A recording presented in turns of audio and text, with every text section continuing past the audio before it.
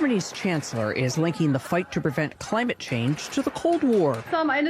In a way, this is a second wall that needs to fall. We all know we have no time to lose.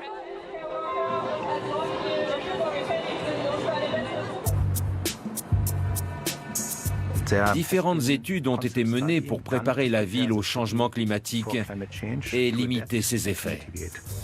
Elles ont été prises en compte dans la réglementation de l'aménagement urbain. Il y a plusieurs stratégies. L'une d'elles consiste à créer une ville plus verte, avec par exemple des toits et des façades végétalisées, plus d'arbres, ou encore l'arrêt de l'imperméabilisation des sols, afin de limiter les risques d'inondation en cas de forte pluie. Il est aussi important d'entretenir les bassins, les étangs et les lacs pour qu'ils puissent absorber cette eau. Et il faut penser aux espaces de loisirs pour les habitants.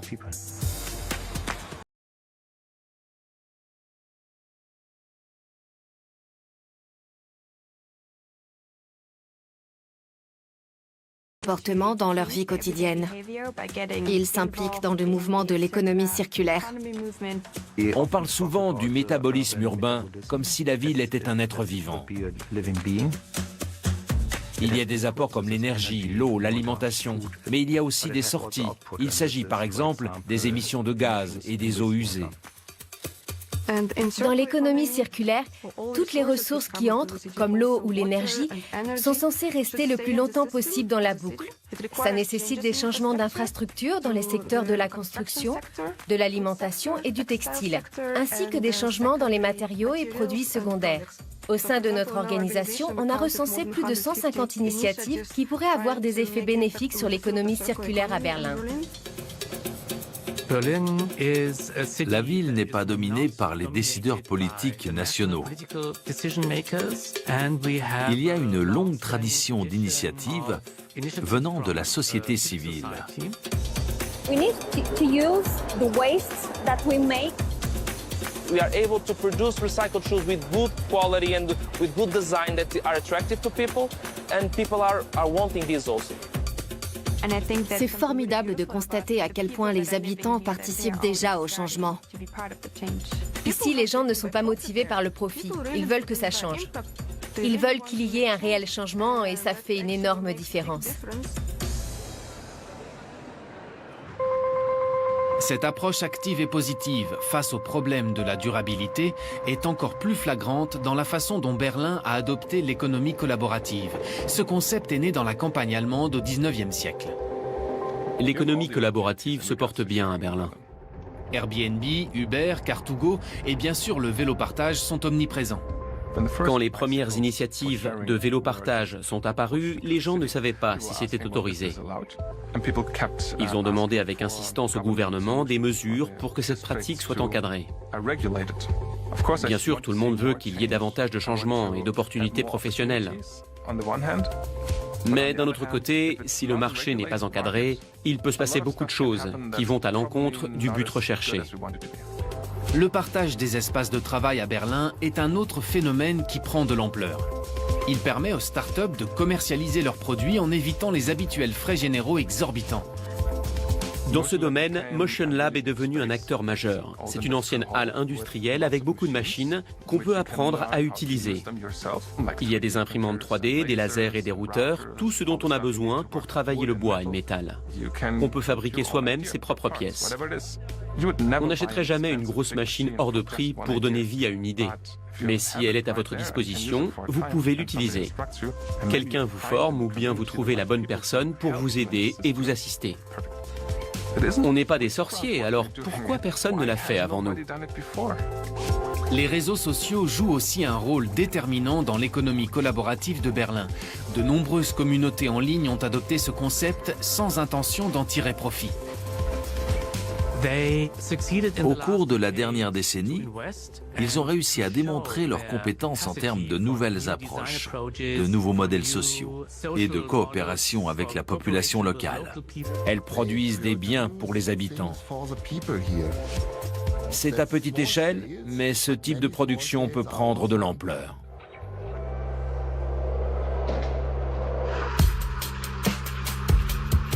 Ce qu'on appelle la 4e révolution industrielle tient sans doute une place plus importante en Allemagne qu'ailleurs, car son économie repose surtout sur la production. Berlin est une ville étroitement liée à l'électronique. Comme vous le savez, Siemens est l'un des leaders mondiaux dans ce secteur. Cette société a été créée et s'est développée à Berlin. Mais tout a changé après la Seconde Guerre mondiale. Pendant de nombreuses années, à Berlin, les grands groupes industriels quittaient la ville. Même les sièges de ces grandes entreprises sont partis parce qu'elles avaient peur d'être occupées. Après la chute du mur, ils ne sont pas revenus s'installer ici.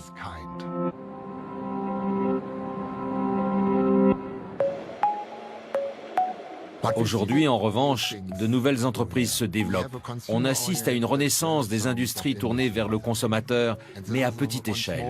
On voit aussi se développer l'économie du savoir et des innovations techniques, comme l'automatisation et la robotique. C'est tout ça qu'on retrouve à Berlin. L'industrie redevient un pilier de l'économie berlinoise. Elle a notamment attiré 700 entreprises industrielles qui emploient plus de 108 000 personnes et rapportent 25 milliards d'euros. Et l'avenir semble encore plus prometteur. La Gigafactory européenne de Tesla s'est établie dans la banlieue de la ville et elle prévoit de créer un centre d'ingénierie et de design dans la capitale.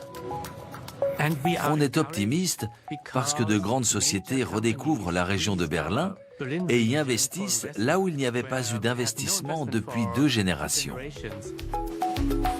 C'est une grande chance pour Berlin, parce que, comme vous le savez, l'industrie automobile est un secteur essentiel en Allemagne. Mais on parle d'un tout autre monde avec des voitures solaires et des voitures autonomes. Ici, il y a de nombreuses universités qui mènent des recherches dans ces domaines. Berlin pourrait bien jouer un rôle majeur dans ce secteur.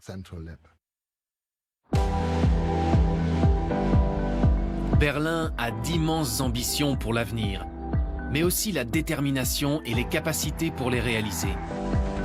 On peut néanmoins se demander si elle s'est donné assez de temps pour mener à bien les changements sociaux, économiques et environnementaux indispensables à son renouveau. On cherche à atteindre ces objectifs.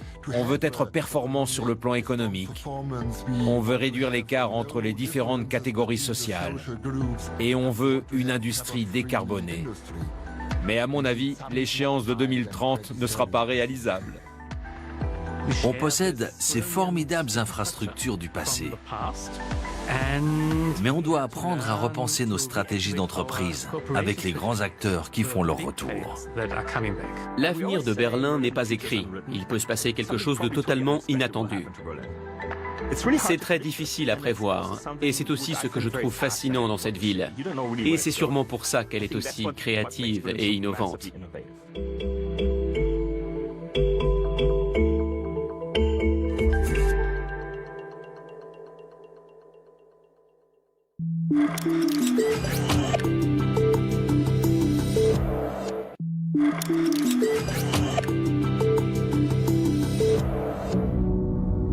Les nouveaux pionniers de l'espace, dans un instant sur Science et Vie TV.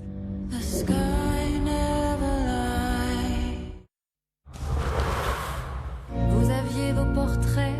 Au plus fort de l'occupation, des résistants étrangers comme Missak Manouchian ont pris tous les risques pour libérer la France.